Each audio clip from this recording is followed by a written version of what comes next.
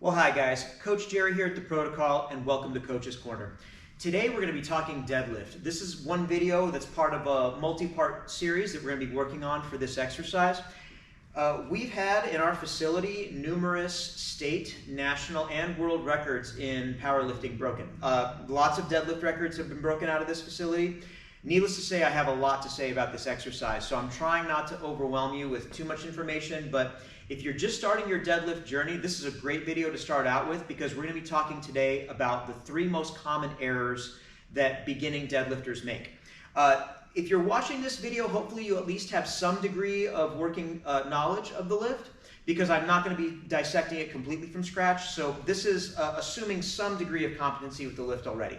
So let's go ahead and get started. The 3 biggest mistakes. This is the #1 most important thing I think people need to know about deadlifting, and that is understanding what has to happen in the middle of your body to make sure that you are deadlifting properly. If you have never been taught how to properly leverage a weightlifting belt, today's the day. So I'm going to put this belt on, and if you've got a weightlifting belt at home, you can do this along with me. I'm not going to get it super tight here, just enough for the example. If you were wearing your weightlifting belt and you stuck your fingers into the front of your belt and you took an inhale, and then we're going to do what Pavel calls a failed exhale. You're gonna try to exhale air, but you're going to trap the air so it doesn't come out, and you're going to push into your fingers. It looks like this. Inhale, push it out. And when you do that, you should feel your abdominal wall squeeze your finger between the belt and your body.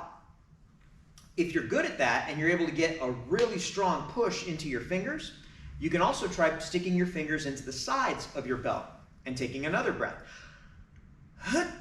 And you should feel your abdominal wall squeeze sideways out into your belt.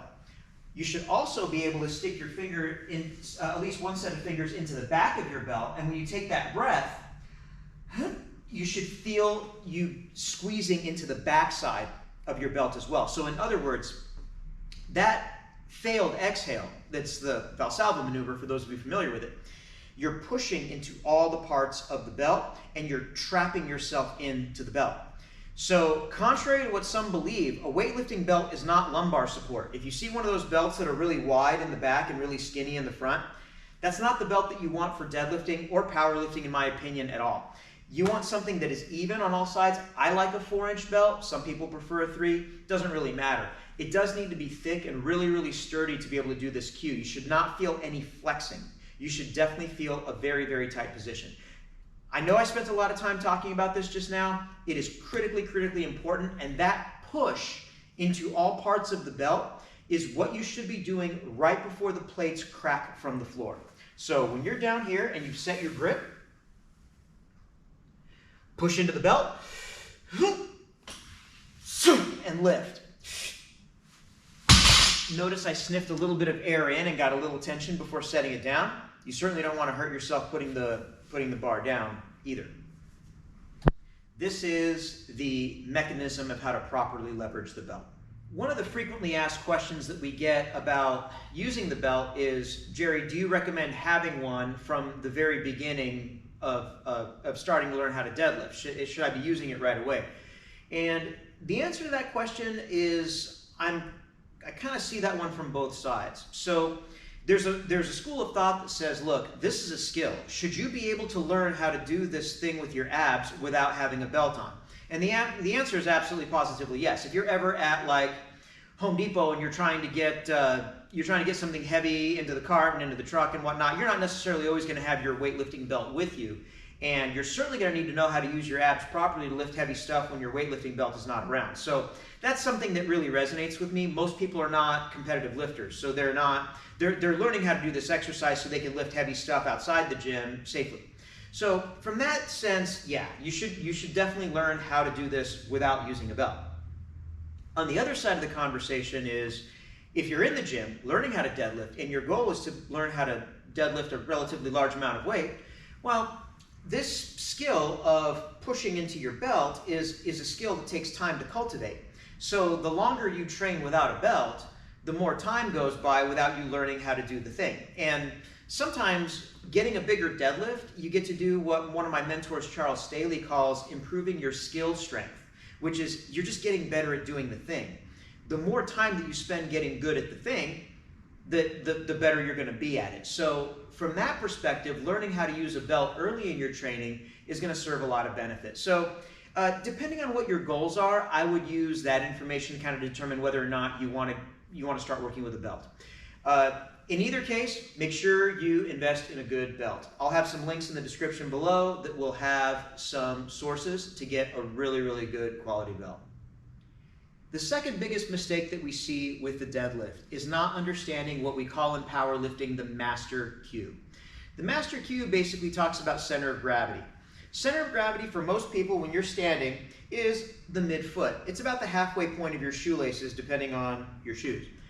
This may seem obvious, but I see there's some subtleties that make it less obvious. So the obvious example is if this is a very heavy weight for me, and I stood with the bar right across the center of my foot, when I lift it, chances are pretty good I'm going to have a good time. If I tried to lift it from here, I'm not going to be able to lift it. It's just not going to go. Now that's an extreme example, and most deadlifters do not actually try to do that.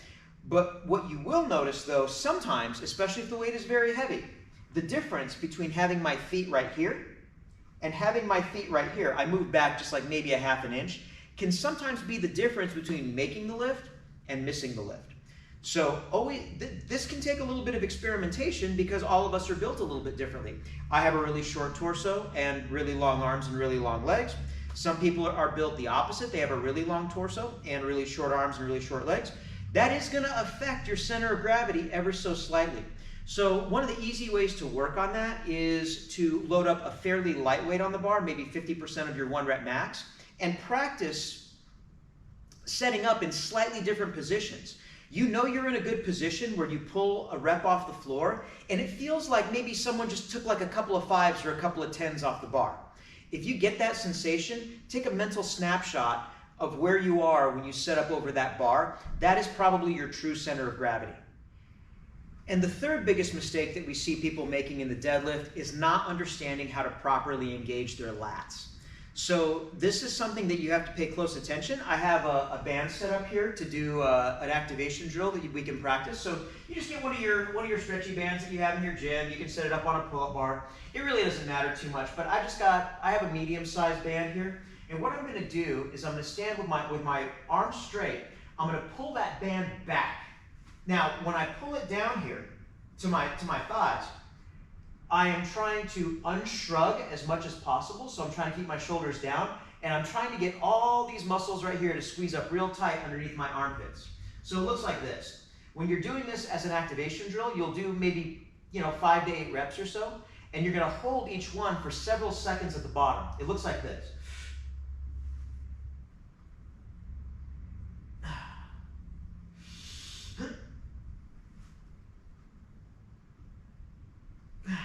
So when I'm holding there, I'm holding a lot of tension in my lats, keeping my glutes tight, my thighs tight, my abs tight, and just practicing that. But the big thing we're talking about here, which is the lat connection, is what you want to have when you go to pull your deadlift. So when I see somebody that does not pack in under here, I know they can put more weight on the bar. So when I'm setting up for my deadlift, what it looks like is right before I crack the weights off the floor, it'll look like this. So I hope the camera was able to catch that. There's the action of me depressing my shoulders down into the sockets and getting that lat muscle to light up, just like I did on that band. If this is something that you have not consciously practiced in your deadlift, try it in your warm-up sets and really get it locked in. And then I hope to see that when you get your big weight on there, it's going to feel just a little bit easier. So guys, those are the 3 biggest mistakes. I think we'll try to keep this video short and leave it at that. There'll be more videos coming along. If you have questions for me about your deadlift, you can either drop them in the comments below, or you can reach out to us using the links that are in the description.